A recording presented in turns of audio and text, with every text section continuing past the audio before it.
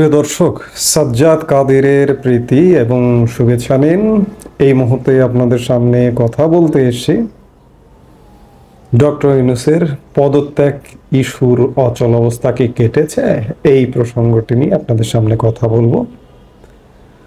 অবস্থা দৃষ্টে এবং অনেকের কথাবার্তায় মনে হচ্ছে যে অচল অবস্থা কেটে গেছে। অনেকে ভাবছেন ম্যানেজ হয়ে গেছে। সরকার পক্ষের কারো কারো ফেসবুক পোস্ট ইত্যাদি দেখে হয়তো ভাবছেন, আমি আর নাম উল্লেখ করতে চাই না, যে ভাবছেন যে পরিস্থিতি ইতিমধ্যে ম্যানেজড, কিন্তু না, এখনো সংকট কাটেনি, অচল অবস্থা কাটেনি, কিন্তু ম্যানেজ করবার প্রাণপণ চেষ্টা চলছে। এবং এই ম্যানেজ করবার সবচেয়ে বড় নেতৃত্ব দিচ্ছে জামাতে ইসলামী বাংলাদেশ। এবং ডক্টর ইউনূসের বিদায় ঘন্টা বাজবার যখন একটা ঘন্টা বাজলো, যখন শব্দ শোনা গেল ঘন্টা, সবচেয়ে বেশি কান্নাকাটি করেছে, হাপিত্তেশ করেছে জামাতে ইসলামী। আমি প্রায় বলি, গতকালকের ভিডিওতেও বলেছি যে জামাতে ইসলামী যে পরিমাণ বেনিফিশিয়ারি ডক্টর মোহাম্মদ ইউনূসকে দিয়ে ক্ষমতায় আসলেও সেই পরিমাণের বেনিফিশিয়ারি হবে না, যার দরুন জামাতের সবচেয়ে বড় মাথা ব্যথার কারণ হয়ে গেছে। ইতিমধ্যে জামাত বিএনপিকে একান্তভাবে চাইছে যে ডক্টর মোহাম্মদ ইউনূসের সরকারটি টিকে থাকুক। এমনকি বিএনপির সাথে নেগোশিয়েট করে, আলাপ আলোচনা করে হলেও, আপোষ করে হলেও ডক্টর মোহাম্মদ ইউনূসের সরকারটি টিকে থাকুক।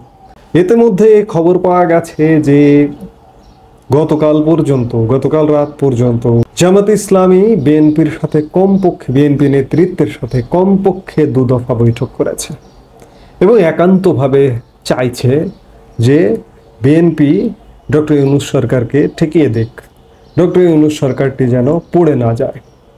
কিন্তু এখনো পর্যন্ত বিএনপি নীতিগত সিদ্ধান্ত নিয়েছে বলে এটি জানা যায় না। কারণ হচ্ছে বিএনপি গতকালকে রাত পর্যন্ত বিএনপির কথাবার্তা, বিএনপির একজন অন্যতম নেতা, যিনি এই মুহূর্তে গণমাধ্যমে বিএনপি নিয়ে অনেক মতামত ব্যক্ত করেন, কথা বলেন, স্থায়ী কমিটির সদস্য সালাউদ্দিন আহমেদ, তিনিও খুব দুঃখ করে বলেছেন, খুব আক্ষেপ করে বলেছেন যে বিএনপির মতো একটি রাজনৈতিক দল ডক্টর মোহাম্মদ ইউনূসের সাক্ষাৎ পায় না, 4 দিন 5 দিনেও তার সাক্ষাৎ পায় না, অথচ সমন্বয়কদের ছাত্রদের দল যখন তখন সাক্ষাৎ পেয়ে যায়। যেমন গত বৃহস্পতিবারে যখন ডক্টর মোহাম্মদ ইউনূসের পদত্যাগের ঘটনাগুলো সামনে এলো, পদত্যাগ করবার সিদ্ধান্তের আলাপ আলোচনা যখন উঠল, এনসিপি কিন্তু সাথে সাথে গিয়ে দেখা করলো, সাক্ষাৎ করলো, কিন্তু বিএনপি সাক্ষাৎ পায় না। অবশেষে শোনা যাচ্ছে যে আজকে শনিবার বিএনপিকে আমন্ত্রণ জানানো হয়েছে সন্ধ্যে 7:30টায়, একই সাথে জামাতে ইসলামীকে আমন্ত্রণ জানানো হয়েছে। এটি আনুষ্ঠানিক, কিন্তু জামাতে ইসলামী ভেতরে ভেতরে ইউনূস সরকারের সাথে যোগাযোগ করছে। এমনকি বিএনপির থেকে যোগাযোগের ক্ষেত্রে জামাতে ইসলামী এগিয়ে থাকে।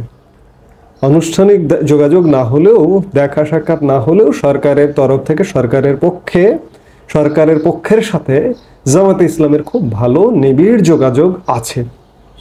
পুরো প্রশাসন ব্যবস্থাটাকেই তো জামাত ঢেলে সাজিয়েছে তাদের মতো করে। প্রশাসন ব্যবস্থা কিভাবে চলবে না চলবে জামাত তো মনিটরিং করে, পুরো পুলিশকে মনিটরিং করে, আমলাতন্ত্র, অর্থাৎ এখন পর্যন্ত ম্যানেজ করবার এবং ছাত্র সমন্বয়করা, জামাতে ইসলামী সবাই মিলে ম্যানেজ করবার একটা প্রাণান্তকর চেষ্টা চলছে। ইতিমধ্যে এখনো কিন্তু অনেকে লুকানো আছে, যারা ইউনূস সরকার পক্ষের, তারা কিন্তু এখনো লুকিয়ে। আসলে কি হয় না হয়, পরিস্থিতি কোন দিকে যায়, সেটি পর্যবেক্ষণ করে যাচ্ছেন এখন পর্যন্ত। তো অচল অবস্থা এখনই যদি বলেন যে কেটে গেছে, কেউ কেউ বলবার চেষ্টা করছেন, কিন্তু না, এখন পর্যন্ত পুরো পরিস্থিতি ম্যানেজ হয়নি। তবে ম্যানেজ হয়ে যেতে পারে। আমিও আশঙ্কা করছি যে ম্যানেজ হয়ে যেতে পারে। জামাত যদি বিএনপির সাথে যায় আপোষ করে, বিএনপিকে যদি বৃহত্তম সুবিধা দিতে যায়, তাহলে বিএনপি ম্যানেজ হয়ে যাবে এবং ইউনূস সরকারকে রাখতে চাইবে। বিএনপি ইতিমধ্যে বিএনপির সালাউদ্দিন আহমেদই বলেছেন যে ডক্টর ইউনূসের আমরা পদত্যাগ চাই না, তবে তিনি যদি চলে যেতে চান জনগণ বিকল্প বেছে নেবে, এমন অভিমত ব্যক্ত করেছেন। আরেকটি জিনিস, এই যে সরকারের তরফ থেকে সেনাবাহিনীর বুধবারের যে অফিসার্স অ্যাড্রেস, সেই অফিসার্স অ্যাড্রেসে যে আলাপ আলোচনাগুলো হয়েছে, সরকারপন্থী ইউনূসপন্থীরা এটিকে নেতিবাচকভাবে দেখছেন যে সেনাবাহিনী এগুলো করতে পারে না, বলতে পারে না। কিন্তু বিএনপির পক্ষ থেকে সালাউদ্দিন আহমেদের বক্তব্যে এটি উঠে এসেছে যে সেনাবাহিনী বাংলাদেশকে দ্রুত গণতন্ত্রের পথে উত্তরণের দিকে নিয়ে যেতে যায় এবং করিডোর ইস্যুতে, বন্দর ইস্যুতে সেনাবাহিনী যে কথাগুলো বলেছে তাতে সালাউদ্দিন আহমেদ বা বিএনপি এতে সমর্থন দিয়েছে। তো সব কিছু মিলে সরকারের সাথে বিএনপির দ্বিমত, সেনাবাহিনীর দ্বিমত, এই অবস্থায় জামায়াত ইসলামী যতই চাক না কেন সরকারটি আসলে টিকবে কিনা সে ব্যাপারে এখনই ক্লিয়ার, আজকেও ক্লিয়ার হতে পারবেন না। যারা পক্ষের তাদের অনেক উৎফুল্ল ফেসবুক পোস্ট দেখতে পারবেন এই জন্যই যে তাদের পন্থীদের মনোবল চাঙ্গা করবার জন্য। কিন্তু আজকেও এই যে সন্ধেবেলা যে বৈঠক আছে তারপরেও নিশ্চিত হতে পারবেন না, এটাই নিশ্চিত হতে হয়তো আরও 2-1 দিন লেগে যাবে। আরেকটি পক্ষ একটা জাতীয় সরকার ইস্যুতে দৌড়ঝাঁপ লম্পঝম্প করছে। কারা এরা? এরাই যে বিভিন্ন রাজনৈতিক দল আছে না, ছোটোখাটো প্যাট সর্বস্ব, যারা নির্বাচিত হয়ে সংসদে যাবার সম্ভাবনাটা খুব ক্ষীণ, তারা দৌড়ঝাঁপ করছে যে অন্ততপক্ষে সরকারের মধ্যে ঢুকে মন্ত্রিত্ব বা মন্ত্রী পদমর্যাদায় উপদেষ্টা হওয়া যায় কিনা।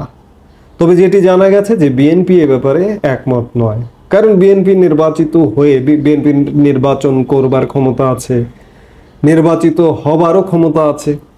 সেই জায়গা থেকে বিএনপি এ ব্যাপারে একমত নয়। বিএনপি যেটা আমার কাছে মনে হয় যেটা চাইতে পারে, যদি ইউনূস চলেই যায় তাহলে একটা বিকল্প সরকার, অন্য একটা সরকার গঠিত হোক।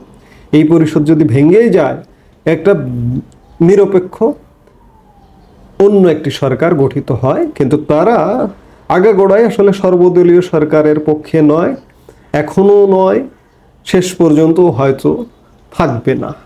তবে পরিস্থিতিটা আসলে কি হবে, কারণ আমরা বৃহৎ স্বার্থের চেয়ে আমরা ক্ষমতার স্বার্থটা বেশি দেখি। আমরা সবাই ক্ষমতা কেন্দ্রিক, ক্ষমতা লোভী, সেটি যেই হোক না কেন। সেই জায়গা থেকে কে কোথা থেকে কখন ম্যানেজ হয়ে যায় এটি বলাটা কঠিন।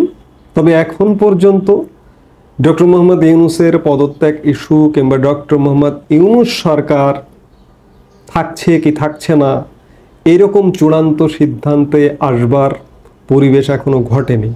তবে যদি ডক্টর মোহাম্মদ ইউনূস সরকার টিকে যায়, আগের যে স্টাইল সেই স্টাইলে ডক্টর মোহাম্মদ ইউনূস সরকার কাজ করবে না, করতে পারবে না, করতে দেওয়া হবে না। বিশেষ পক্ষ থেকে তাকে আগের স্টাইলে, আগের অ্যাগ্রেসিভ, যে আমরা সব কিছুর ম্যান্ডেট পেয়ে গেছি, আমরা যা খুশি তাই করব, বন্দর দিয়ে দেব, করিডোর দিয়ে দেবো, এটা করব সেটা করব, এই যে একটা অ্যাগ্রেসিভ অ্যাটিটিউড সরকারের মধ্যে। এই কদিন আগে সরকারের ইউনূস সাহেবের প্রেস সচিব তিনিও এক টেলিভিশনের ইন্টারভিউ বলেছিলেন যে আমরা সব কিছুর ম্যান্ডেট পেয়েছি। এই যে এই ধরনের উগ্রবাদী কথাবার্তা, এগুলো আসলে করা যাবে না। সত্যিকার অর্থে ডক্টর মোহাম্মদ ইউনূস সরকারটি থাকা উচিত নয়, কারণ এটি একটি পক্ষপাত দুষ্ট সরকার, এটি নিরপেক্ষ নয়। এমনকি বিএনপির মতো বড় দল, আওয়ামী লীগকে তো আউট করেই দিয়েছে, বাদ আওয়ামী লীগ, বিএনপির মতো বড় দলকে এই সরকারটি গোনে না। ওই যে আমি বললাম খানিক আগে সালাউদ্দিন আহমেদের দুঃখের কথা, যে 4 দিন ধরে সরকারের সাথে সাক্ষাৎ পাওয়া যায় না। সবকিছু মিলিয়ে অচল অবস্থা কাটেনি। বুঝতে হলে আরো কিছু সময় অপেক্ষা করতে হবে, আরো 2-1 দিন হয়তো লেগে যাবে, কারণ দৌড়ঝাঁপ চলছে, ভেতরে ভেতরে দৌড়ঝাঁপ ব্যাপকভাবে চলছে। আর সেনাবাহিনী যে কথাগুলো বলেছে সেগুলো সেনাবাহিনী হয়তো সেই জায়গাতেই থাকবে যে দ্রুত নির্বাচনটা হয়ে যেতে হবে এই বছরের মধ্যে। সেনাবাহিনী তো বছরের পর বছর সারা জীবন এইভাবে মাঠে থাকতে পারে না। তারা তো একটা নির্দিষ্ট সময়ের জন্য এসে মাঠ থেকে চলে যাবে নির্বাচন করে দিয়ে। বাংলাদেশের বাস্তবতা এমনটা দাঁড়িয়েছে যে যতদিন না নির্বাচন হবে ততদিন সেনাবাহিনীর মাঠে থাকতে হবে। তো কাজেই তারা তো লাইফ টাইম থাকতে পারে না। এই জন্য নির্বাচনটা অতি দ্রুত হয়ে যাবে। তবে এই যে অচল অবস্থাটা আছে, এই অচল অবস্থাটা যদি কেটে যায় বা ডক্টর ইউনূস যদি টিকে যায়, তাহলে দেখবেন সাথে সাথে নির্বাচনের একটা রোডম্যাপ ঘোষণা হয়ে গেছে। সংস্কার এগুলো কিছুই হবে না, কারণ 10 মাসে সংস্কার হয়নি, সেগুলো হবে না।